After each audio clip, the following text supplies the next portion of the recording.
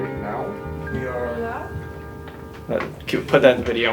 What's up everybody, Teancum here with Quilting. Now in today's tutorial, I'm going to show you how you make this beautiful quilt behind me using a little bit of background fabric and some charm packs. Let's get started. So first and foremost, what you're going to do is go ahead and pop open both of the charm packs. Now, really important here that they are the same charm pack. It gives it the vibe and the look that we want. And we've been feeling in kind of the charm pack mood. 2 weeks ago, we did a video on charm packs as well. So if you like this video, you'll probably like that one as well. What I'm going to do is I'm going to take these, and as you guys can see as I flip through these, a normal charm pack has all of the fabric lined up, right? There's 2 of each piece in there.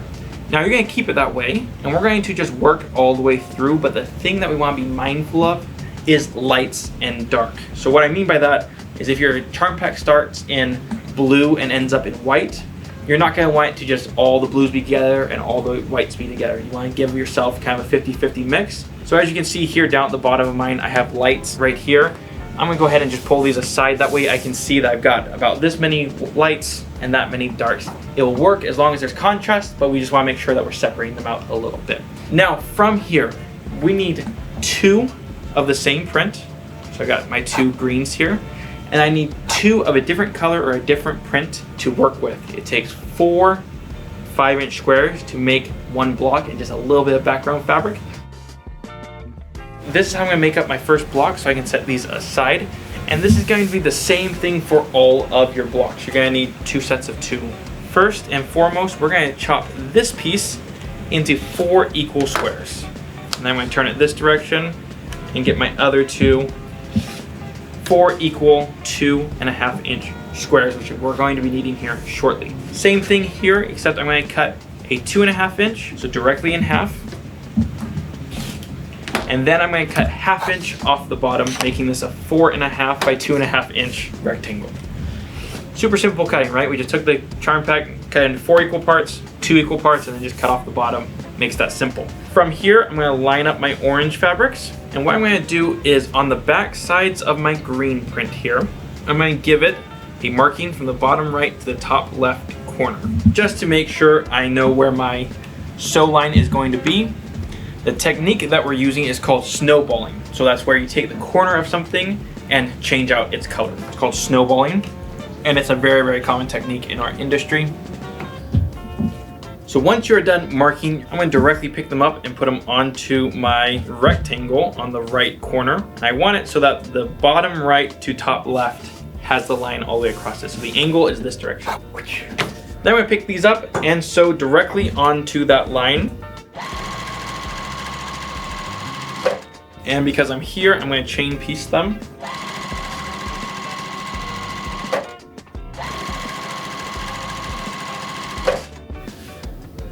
So I'm going to line them up, and I'm going to knock off all of the excess here, which then gives me a snowballed edge. And they're still hooked together though. I'm going to go ahead and iron. Look how crispy that looks now. So now we're going to do the exact same thing, but a mirror image of it. So I'm going to take these, and I want the line to go from the bottom left to the top right. So on the line, all the way across, and cut off the edges.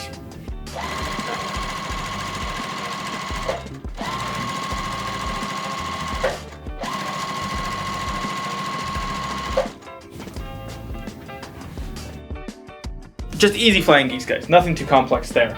Now, the only additional fabric that you really need for this, and again, you can do this however you like, is I've got my white here, my background.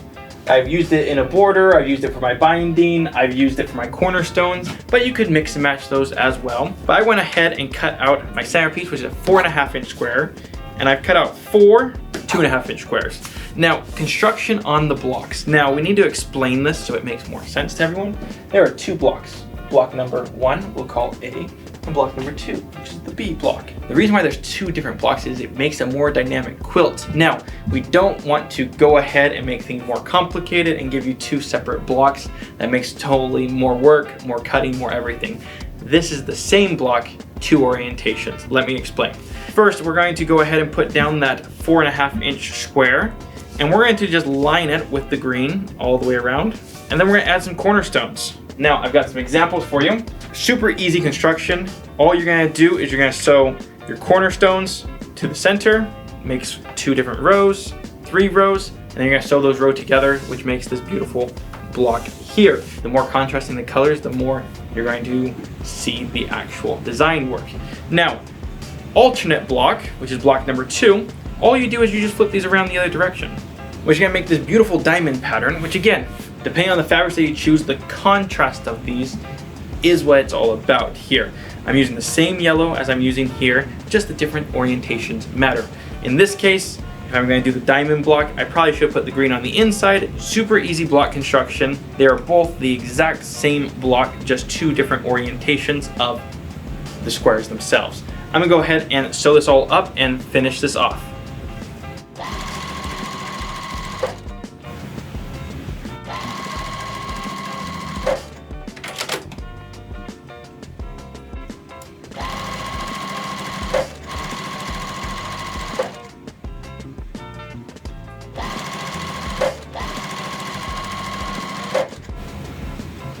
I went ahead and sewed my pieces together. Now I have rows. I'm going to sew the rows together, finishing up this beautiful quilt block.